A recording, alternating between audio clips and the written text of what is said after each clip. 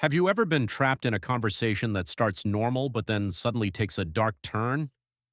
Someone leans in, lowers their voice, and says, "Did you hear about?" And suddenly you feel that knot in your stomach. You want to escape.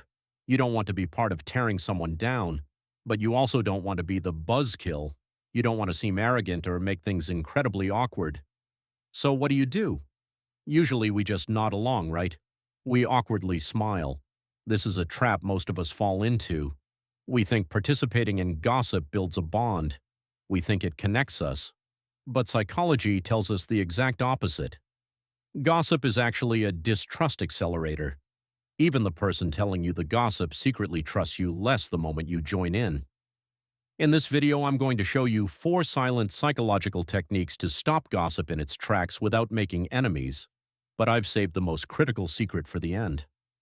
The 5th technique isn't just a trick, it's a mindset shift that makes the other 4 work. And it is probably the exact opposite of what you think socializing is. Once you understand that mindset, you will never feel pressured by gossip again. For a long time, I was the person who just nodded. I was afraid that if I didn't join in, I'd be the outsider.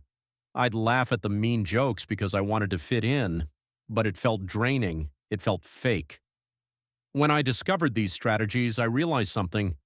The most respected people in the room aren't the ones spilling the tea, they are the ones who refuse to drink it. Technique 1. The empathy glitch, cognitive dissonance. This is subtle but powerful. Gossip feeds on judgment. To kill it, you don't fight it, you introduce a glitch.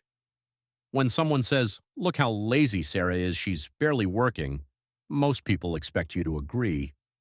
Instead, use the benevolent interpretation. You say calmly, "Wow, honestly, she might be dealing with some heavy personal stuff we don't know about. I really hope she's okay."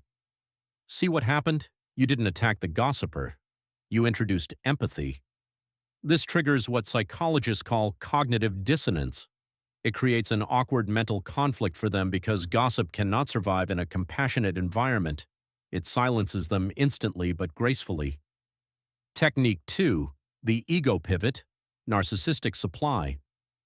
Gossip is often just a desperate cry for attention. The person talking just wants to feel important. So give them importance, but change the source. Don't talk about the victim, talk about the speaker. If they say, "Did you see that ridiculous car Dave bought?" You pause and say, "Speaking of cars, I've been meaning to ask you, how is your new project going? You seemed really excited about it last week." This is psychological redirection.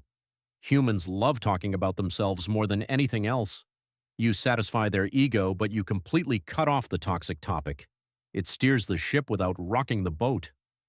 Technique 3. The gray rock method. If you understand how important it is to protect your energy from toxic people, please hit that like button right now. It helps this message reach more people who need it. Here is the 3rd technique for those who just don't stop. Be the gray rock. Imagine a rock on the sidewalk. It's boring, it's uninteresting, it has no energy. When a toxic person tries to gossip, be that rock. Give 0 emotional fuel. "Oh, really? I see." Don't make eye contact. Look at your phone. Check your watch. Gossip is a fire that needs the oxygen of your reaction. If you don't feed the fire with shock or laughter, the fire naturally dies out. Technique 4. The vulnerability shield. This is the classiest way to stop judgment. If someone is mocking a mistake someone else made, relate it to your own flaws.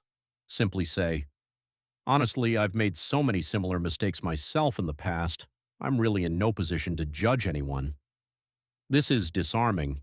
You can't attack someone who is already humble. By admitting your own flaws, you take the moral high ground without acting arrogant. You effectively end the conversation by showing that you are comfortable with being imperfect. And the 5th technique, the real secret, the paradox. Here is that mindset shift I promised you, the one that changes everything. Remember I said earlier that we join gossip because we want to connect? Most of us walk into a room thinking, "I hope they like me," or "I hope they don't gossip about me." This is a mindset of fear. It makes you weak. The magnetic people, the ones who command real respect, have a different mindset. They don't try to be the insider, they decide to be the vault. Here is the paradox. In a world where everyone is leaking information, the most valuable currency is confidentiality.